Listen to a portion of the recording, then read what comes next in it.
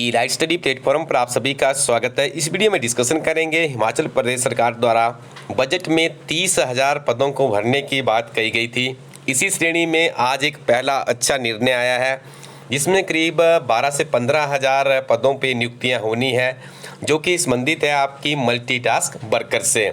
देखिए, multitask workers के ऊपर काफ़ी लंबे समय थे बहुत से अभ्यर्थी इंतजार कर रहे थे कि आखिर सरकार किस तरह से इन पदों को भरेगी, क्या इसकी रूपरेखा रहेगी। एक बार पहले भी इसके संबंधित नोटिफिकेशन जारी की गई थी जिसमें कुछ त्रुटियां रह गई थी कि सिलेक्शन किस तरह से होगा, तो उसमें बहुत ज़्यादा कन्फ्यूजन क्रिएट हो रही थी।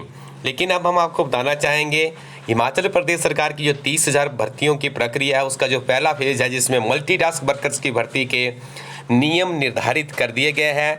और ये नियम सबसे पहले निकल के आए हैं शिक्षा विभाग की तरफ से। शिक्षा विभाग में करीब 7,000 के आसपास मल्टीटास्क वर्कर्स की भर्ती होनी है, 7 या 8,000 के आसपास है। ठीक है जी। तो इनकी जो भर्ती प्रक्रिया रहेगी वो किस तरह से रहेगी उसके बारे में आपको भी यहाँ पे विस्तृत जानकारी दी जाएगी।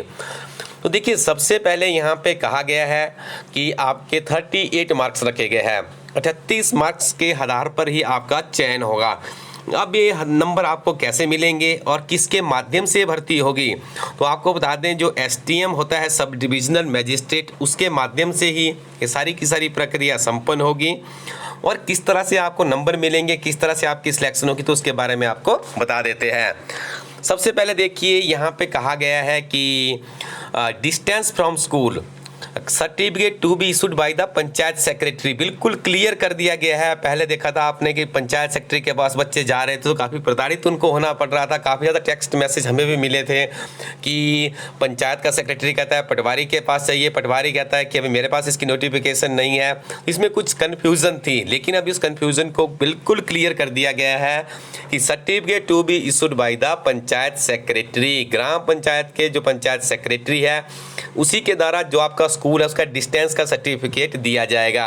और उसी के आधार पे 8 नंबर रखे गए हैं। इस चीज़ को आप याद रखिएगा, जितना नज़दीक आपका स्कूल होगा उतने ही ज़्यादा आपको मार्क्स मिलेंगे। जो हमारा शहरी क्षेत्र है उसमें EO एग्जीक्यूटिव ऑफिसर होता है अर्बन लोकल बॉडीज़ में, उनके द्वारा वो सर्टिफिकेट दिया जाएगा। देखिए, 8 नंबर यहाँ पे इस चीज़ के रखे गए हैं। और देखिए, यदि मान लो आप जो स्कूल है जहाँ पे वैकेंसी निकली है आपकी वार्ड में ही नहीं है, आपकी पंचायत में ही नहीं है, ठीक है, देखिए उस केस में भी आपको कोई ज़्यादा लॉस नहीं यहाँ पे होने वाला है। From the other wards of the gram panchayat, देखिए वार्ड्स की बात की जा रही है, पंचायत की बात नहीं की जा रही है। यदि आप उसी पंचायत के लेकिन आपकी वार्ड चेंज है तो आपको 6 नंबर दिए जाएंगे। और उसके बाद देखिए, फ्रॉम द एडजॉइनिंग कॉन्स्टिट्यूंसी ग्राम पंचायत, आपकी अलग पंचायत है तो आपको 2 ही नंबर मिलेंगे। इस चीज़ का आपने ध्यान रखना है। क्वालिफिकेशन की बात करें तो 5वीं और 8वीं पास यहाँ पे रखा गया है। 5वीं के कैंडिडेट को 5 नंबर दिए जाएंगे, यदि कोई 8वीं पास है तो उसको 8 नंबर दिए जाएंगे।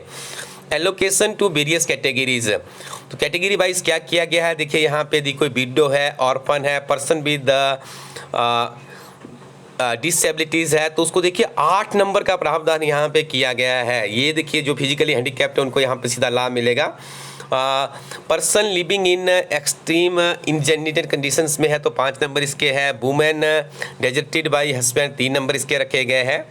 और इसके बाद आगे देखिए आप देखिए इसमें से ये जो 3 नंबर है इसमें से 8 नंबर ही मैक्सिमम रहेंगे, इस चीज़ का आप ध्यान रखिएगा। जैसे क्वालिफिकेशन के है 8 ही नंबर इसके रखे गए हैं, इन चीज़ों का आपको क्लियर कर लेना है। इसके अलावा आपको आगे बता दें, यहाँ पर नेक्स्ट है for candidate whose families have donated land for school, यदि किसी परिवार ने स्कूल के लिए भूमि दान की है तो 8 नंबर उसे दिए जाएंगे। Candidates belongs to SC ST OBC से यदि कोई कैंडिडेट है तो उसके 3 नंबर रखे गए हैं।